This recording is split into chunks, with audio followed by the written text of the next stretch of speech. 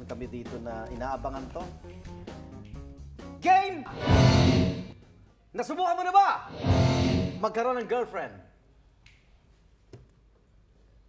Ay, ayoko. Ako na, oo na. Ako, sige na. Oh, kailan yan? Third.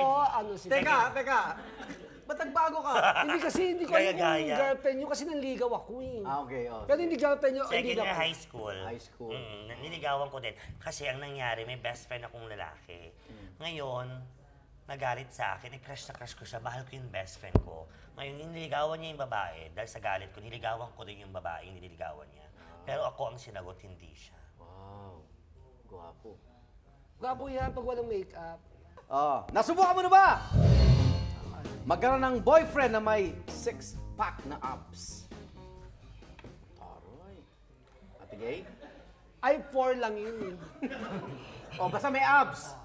May abs lang. Oh, talagang weakness niyo, kailan may abs? Hindi naman. Nagkataon lang. Wow. Anong nangyari? Kaya mo ambisyosa. Oo. Nagka-boyfriend lang ko talaga. Hindi yung boyfriend niya, hindi dito ang abs sa mukha. Itanong mo yan sa'yo. Sinungaling ka. O sige, kayo na lang ka-boyfriend. kayo na lang umibig. Kayo na lang may forever. Ang yabang-yabang mo. Ano ka-boyfriend na ako, Igan? Six-pack. Six-pack, okay. Nasubukan niyo na ba? Magbigay sa karelasyon niyo ng mamahaling regalo. Ano yung pinaka... O ba? May pera. Ako. Hindi mamahalin yun. Ako pinakamahal na yung binigay kong regalo. Actually, nasa sing-along na yun. Ang mahal. Kaya naman pala... Ano? 90,000 na motor. Motor? O, hindi yun ang pinakamahal na binigay mo? Yun talaga. Uy, kaya ka tumaba. Di ba binigay mo yung kidney mo sa kanya? Last year yun. Yung motor. Pero sa kanya ko na-feel na babae ako.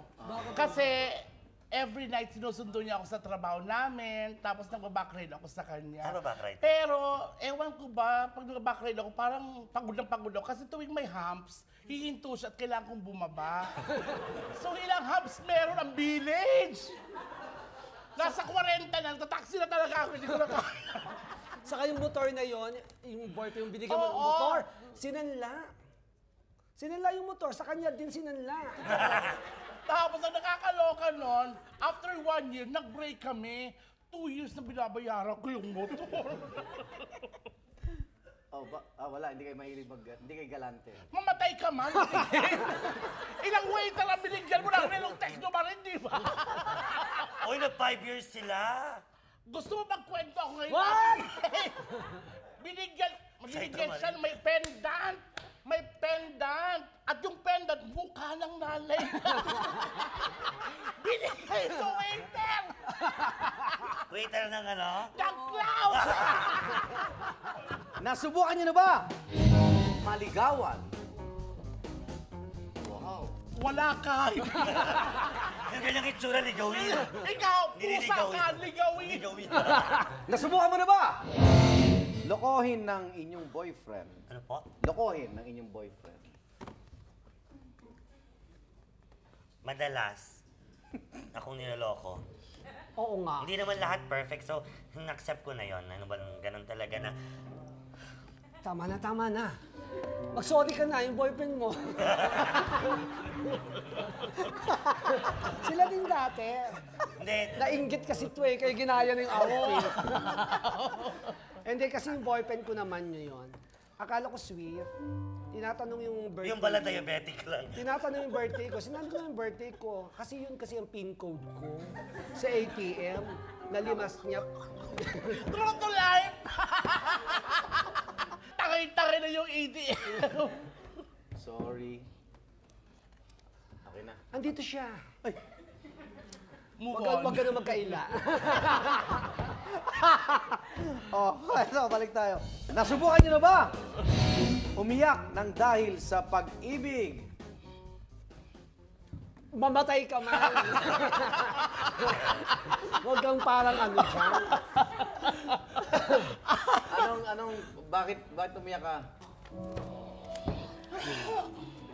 Petit? Ako kayo nung sinabi ni Iya, isang lalaking mahal na mahal ko, tapos never siya sa akin humihingi ng pera. Hanggang isang pagkakataon, Pasko, humingi siya sa akin. Yun nga yung kidney ng lola ko. So binigay ko yun. At mano-mano ko kinuha. Tapos nasa wheelchair yung lola ko, pag pumupunta yung boyfriend ko, sabi ng lola ko, na-trauma yun.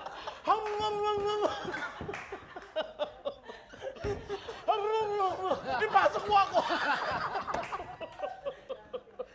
Kasi iniwan ka lang. Iniwan lang ako kasi gusto palang kalahati. Excuse me.